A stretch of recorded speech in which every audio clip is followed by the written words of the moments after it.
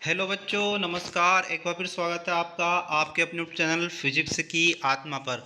जी हाँ बच्चों, मैं आज आपके लिए लेकर आया हूँ बहुत ही शानदार आपका जो पेपर होने वाला है गणित का, उसका पूरा सॉल्यूशन। तो बच्चों आपको ध्यान से पेपर पूरा सोल्व करके जाना है। इसी प्रकार का आपको त्रैमासिक में पेपर देखने को मिलेगा। तो बच्चों जो 23 तारीख को आपका पेपर होने वाला है, तो आप इसको ध्यान से पढ़ के जाइए और पूरा पूरा सोल्व कर लीजिए। तो बच्चों यही क्वेश्चन पेपर आपको मिलने वाला है, इस प्रकार के क्वेश्चन आपको देखने को मिलेंगे।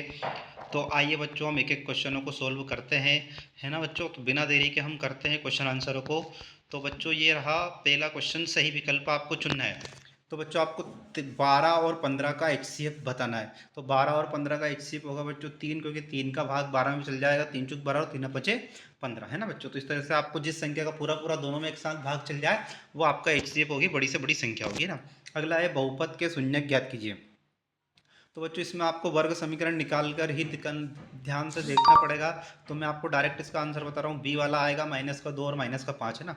आप ध्यान से इसको सोल्व कर लीजिएगा। अगला क्वेश्चन है बच्चों तीसरा, निम्नलिखित में से दो चर के रैखिक समीकरण है। तो दो चर वाला रैखिक समीकरण जिसमें x की घात भी 1 और y की घात भी 1 हो, तो ये डी वाला ऑप्शन है बच्चों। दोनों में इसमें x की घात 1 है और y की घात 1 है और बराबर में 7 है। तो ये दो चर वाला रैखिक समीकरण है बच्चों। ये पूरा अध्याय मैंने अच्छे से आपको पढ़ाया है। आपको गणित के सारे जितने भी चैप्टर है सबके वीडियो मैंने अच्छे से डाल रखे हैं, तो आप इसकी प्लेलिस्ट में जाकर देख सकते हो। अगला क्वेश्चन है, समीकरण x square plus x minus 1 बराबर 0 के मूलों की प्रकृति होगी। तो इसमें मूलों की प्रकृति बच्चों आपको निकालना आना चाहिए। इसमें आपको फॉर्मूला लगाना पड़ेगा बी स्क्वायर माइनस 4ac, उस प्रकार से आप निकाल सकते हो। तो इसके मूलों की प्रकृति आएगी वास्तविक। तो वास्तविक इसमें कुछ भी नहीं है, तो ये डी वाला इसका राइट आंसर हो जाएगा ना बच्चों। अगला है एपी का 30वां पद। तो इसका 30वां पद ए एन बराबर फॉर्मूला लगा देना आप। ए एन बराबर क्या होता है आपका, ए एन बराबर होता है आपका, फॉर्मूला लगा देना ए प्लस ब्रैकेट में एन एन प्लस 1 × डी। तो ये डी यहाँ पर n+1 × डी है ना। यहाँ पर ये आपका डी सार्वंतर और ए प्रथम पद हो जाएगा, और एन जो पद निकालना है। इस तरीके से इसका सी बिल्कुल करेक्ट आंसर आएगा ना बच्चों। चलते हम अगले क्वेश्चन की ओर। नेक्स्ट आपको दिया है बच्चों यहाँ पर एक्स स्क्वायर, और इसके तो अपन ने देख लिया ये वाला। अगला आपका ये ठीक है, इसका पाँचवा अपन ने अभी किया है, इसका आएगा -77 आएगा। फिर ये वाला, किसी त्रिभुज एबीसी में डी समांतर ए बी के सी डी ई सी और आपको दिया है बी। तो बच्चों आपको इसको सोल्व करना पड़ेगा। तो इसका आंसर आ जाएगा 4.5 जाएगा, है ना।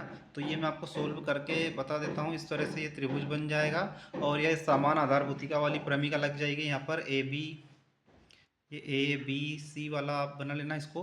इस प्रकार से आप इसको सोल्व कर लेना। बाकी मैं इनके अलग से सॉल्यूशन आपको और डाल दूँगा ना बच्चों। चलते हम आगे अगले क्वेश्चन की ओर बच्चों, ध्यान से देखिए। अब है बच्चों आपको रिक्त स्थान।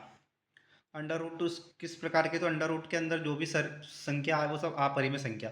तो अंडर रूट 2 एक अपरिमेय संख्या है। नेक्स्ट आपको दिया है बच्चों, अगला यहाँ पर आपको दिया है रेखीय बहुपद एक्स प्लस बी का शून्यक होगा। तो ये जाएगा -b और बट्टे में जाएगा a, है ना। b को बराबर के उधर ले जाना तो 0 रख देना, तो प्लस का b उधर जाएगा तो माइनस का हो जाएगा, और x के साथ में ये गुणों में तो बट्टे में चल जाएगा, तो माइनस का b बटे a हो जाएगा। समीकरण में यदि x बराबर 1 हो तो y का मान निकालना है। तो यदि इसमें x बराबर आप 1 रखोगे तो 2, 2 में से 5 जाएगा तो 3, तो 3 का भाग अपन इसको घटाएंगे तो 3 में से 3 का भाग 3 में दोगे तो 1 बचेगा। तो इसका राइट आंसर आ जाएगा +1। क्या जाएगा बच्चों इसका राइट आंसर +1। तो ये इसका +1 आ जाएगा बच्चों। आपको भी इसका सॉल्यूशन देखते चलना है, और यदि आपको किसी प्रकार का सॉल्यूशन फुल डिटेल में चाहिए तो आप मेरे से पूछ लेना। अगला है द्विघात समीकरण में व्यक्त कर का सूत्र। तो मैं यहाँ लिख देता हूँ व्यक्त कर का सूत्र b²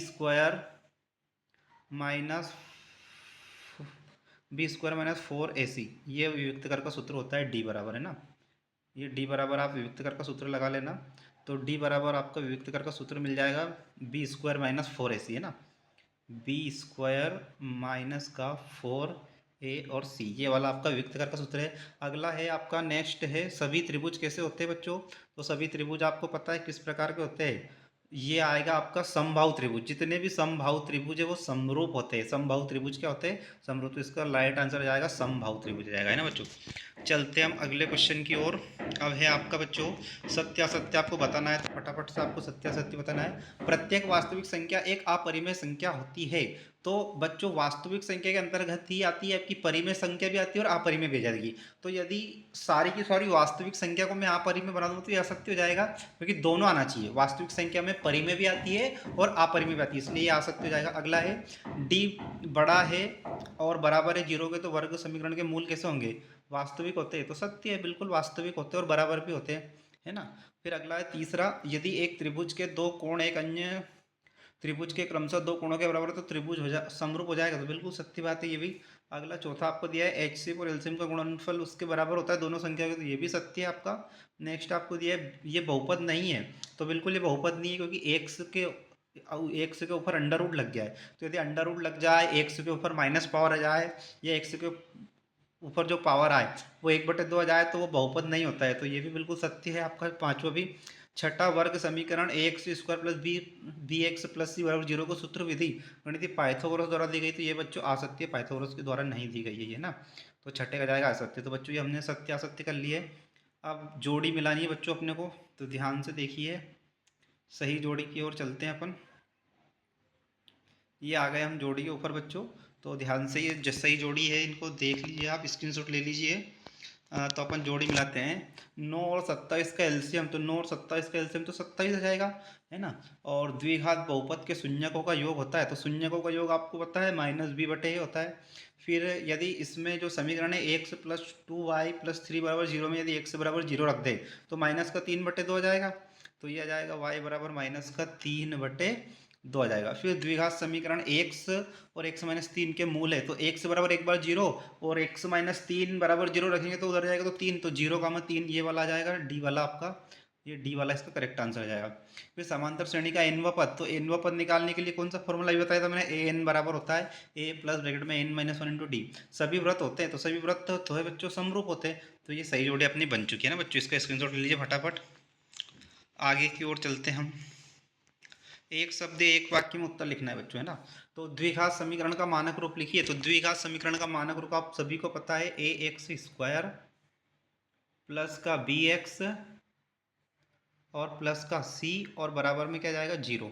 ये द्विघात समीकरण का क्या है, ये द्विघात समीकरण का मानक रूप है। बस a does not equal to क्या होना चाहिए, a does not equal to zero होना चाहिए। तो बच्चों ये हमने द्विघात समीकरण का लिख दिया, मानक रूप है ना, जिस पर घात 2 आ जाए अधिकतम एक्स की, वो होता है द्विघात समीकरण। तो ये द्विघात समीकरण का मानक रूप लिख लिया अपन ने, है ना। एक बार मैं लिख देता हूँ, ए एक्स स्क्वायर प्लस का बी एक्स प्लस का सी और बराबर में जीरो, है ना। अगला आपको दिया है -2 4 10 का सारवंतर। सारवंतर कैसे लिखाते हैं, दूसरा पद माइनस प्रथम पद, तो सारवंतर डी हो जाएगा दूसरा पद माइनस प्रथम पद। तो 4 में 2 जोड़ देंगे तो इसका आ जाएगा 6, सेकंड वाले का क्या जाएगा बच्चों, 6 आ जाएगा, है ना। ये मैं रफ कर देता हूँ, आप इसका स्क्रीनशॉट ले लीजिए। तो ये सारवंतर आप हमेशा निकाल देते हैं, जो दूसरा पद है 4, उसमें से पहला पद मैंने -2 हटा दिया, तो माइनस माइनस प्लस हो जाएगा, 4 और 2 मिलकर कितना हो जाएगा, 6 आ जाएगा। अगला है, क्या सभी वर्ग समरूप होते हैं, तो हाँ होते हैं, सत्य है, ये भी हाँ लिख देना है इसमें, तीसरे वाले में सिर्फ आपको हाँ लिखना है। चौथा अगला आपको दिया है, समीकरण जिसमें चर की अधिकतम घात 2 हो कौन सा समीकरण कहलाता है, चर की अधिकतम 2 घात, वो द्विघात समीकरण कहलाता है, तो लिख देना इसमें द्विघात समीकरण। अगला रैखिक समीकरण y बराबर एम एक्स प्लस 3 हो, तो x का मान दिया है -2 और y बराबर 5 है, तो इसका मान क्या होगा, तो y की जगह यहाँ पर 5 आ जाएगा, तो जाएगा y की जगह मैंने लिख दिया 5 बराबर में जाएगा आपका एम एक्स, तो m की जगह -2, सॉरी एम की जगह तो एम ही रहेगा, और यहाँ पर एक्स की जगह गुणा में क्या रख देंगे अपन, -2, तो ये जाएगा -2, और फिर लास्ट में दिया है +3, तो +3 इधर आ जाएगा, तो 2 बचेगा और 2 के बट्टे में 2 जाएगा, तो -1, तो इसमें आ जाएगा आपका -1, 5 वाले का राइट आंसर है -1, है ना बच्चों। आप इसमें इसको शॉर्ट टर्म में थोड़ा सा करवा रहा हूँ, तो थोड़ा सा ध्यान दे लीजिए आप इसको, है ना। तो अगला आपको दिया है नेक्स्ट, ये मैं थोड़ा सा रफ कर देता हूँ। नेक्स्ट आपको दिया है अगला, इसका गुणनखंड निकालना है 5005 का आभाज्य गुणन, तो पहले 5 से भाग चल जाएगा, मैं बता देता हूँ, 5 से भाग चल जाएगा, फिर 7 से चल जाएगा, फिर 11 से चल जाएगा और 13 से, तो इसका अभाज्य गुणनखंड निकलेगा। पहले आप भाग लेना इसमें 5 से, है ना, 5, इसका अभाज्य गुणनखंड में लिख देता हूँ 5 गुणा 7 गुणा 11 और गुणा बन जाएगा 13। आप भाग दे दे के देख लेना, यही संख्या आपको मिलेगी, है ना। और मुझे उम्मीद है कि आप सभी को गुणनखंड निकालना आता होगा। अगला क्वेश्चन है बच्चों, संख्या 135 और 225 का एचसीएफ याद करना है। तो एचसीएफ निकालने की विधि आप सभी को पता है, ऐसी बड़ी से बड़ी संख्या जिसमें एक साथ इन दोनों में उससे भाग जाए। तो उम्मीद करता हूँ कि इसका 5 आएगा, बाकी आप निकाल के देख लेना। संख्या 140 को अभाज्य गुणनखंड के गुणनखंड, 140 को तो सबसे पहले 2 से भाग दे लेना तो ये निकल जाएगा अभाज्य गुणनखंड। 7वां क्वेश्चन है बच्चों, 5 माइनस अंडर रूट 2 एक अपरिमेय संख्या सत्य करके बताना, सिद्ध करके बताना है। तो इस टाइप के क्वेश्चन मैंने करवा रखे हैं, आप अपने पुराने वीडियो देख लेना।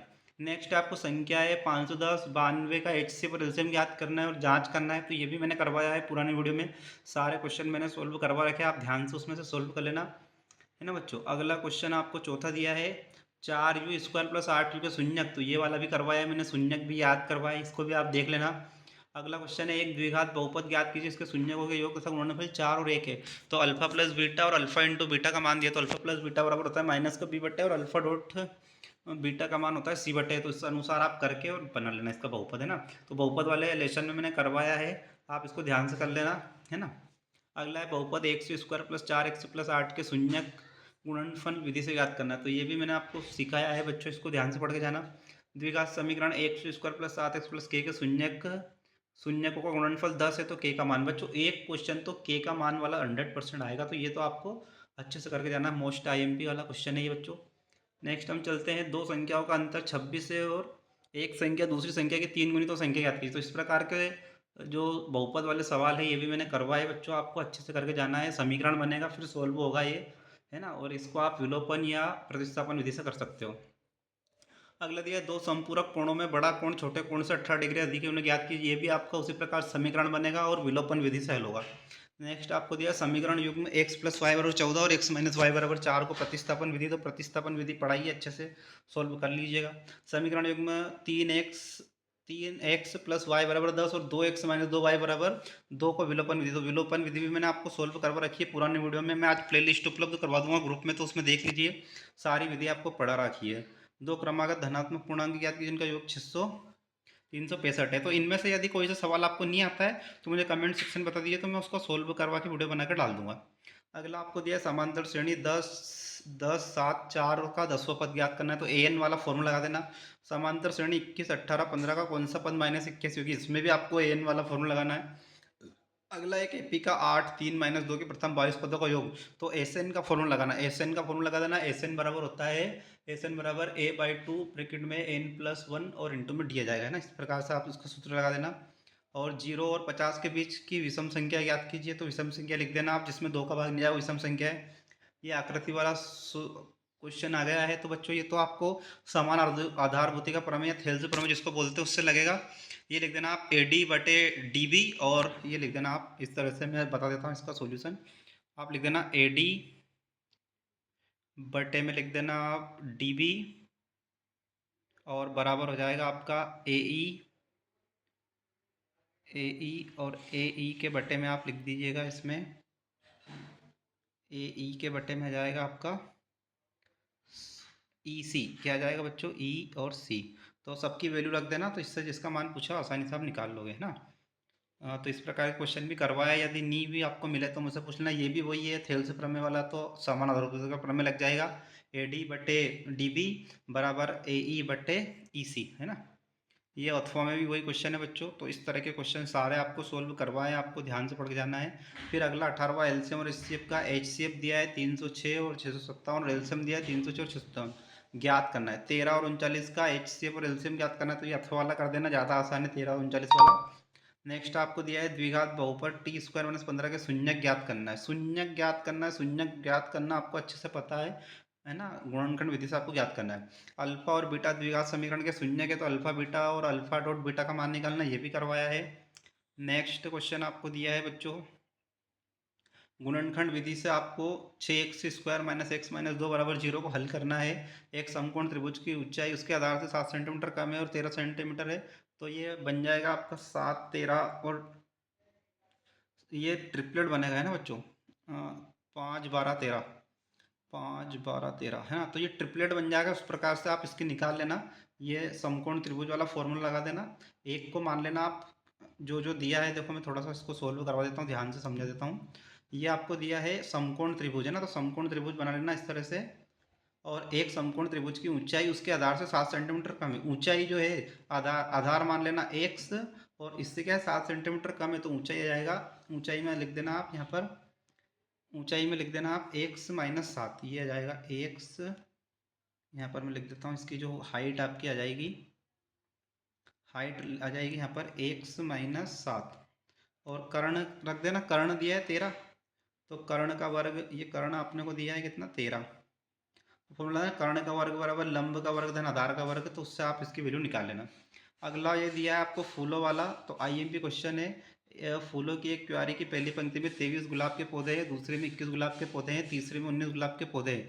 तो आपको क्या करना है, 5 गुलाब के पौधे, इस प्रकार क्यारी में कुल कितने पौधे हैं, बस पौधों की संख्या निकालनी है तो आराम से आप निकाल लेना, गिन लेना कितने कितने पौधे हैं।